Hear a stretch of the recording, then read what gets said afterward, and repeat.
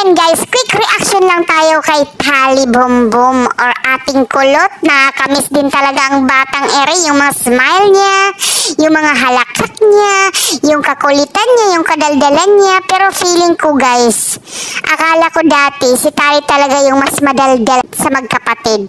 Pero feeling ko si Amara nga yung mas madaldal. Kasi na-expose siya sa daddy niya eh. Yung daddy niya kasi kapag madaldal, matalino daw eh. Kaya feeling ko talaga matalino itong si Amara kasi nagagaya na niya yung daddy niya. Yung pagiging mukbangers din, gayang-gaya niya kay daddy niya eh. Pero I'm sure si Tali, iba naman yung talent ni Tali. Someday, hindi lang natin alam kasi bata pa sila eh. Siyempre, nag-i-enhance pa yung skills nila pero nakakamiss talaga si Tali Bumbum. Tingnan mo, si Aling Marites lang sila palaging dalawa magkasama. Kasi laging busy si Mami Tanch, diba? Kaya si Aling Marites po yung nagbabantay kay Tali. Oh, tingnan mo, ang cute-cute naman yun. Naglalaro mag-isa. Love you, Tali Bumbum, Tali Kulot.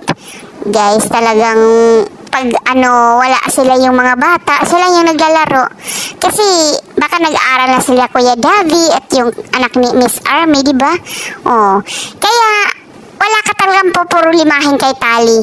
Kapag kayo lang, tingnan mo. Oh, see? Pag tawanan talaga. Sa mga hindi po, sa mga nagsasabing hindi po nagsasalita naman po si Tali. Siyempre, hindi naman po siya agad-agad makapagsalita kasi 1 year old pa lang yan, di ba? Grabe naman kayo. Nagsasalita naman siya ng mami. Pumapalakpak, nagsasaya, o di ba? Ayan, pinkies na pinkies yung niya. Cheeks, guys. Oh, grabe no. Namumula pala siya kapag ganyan.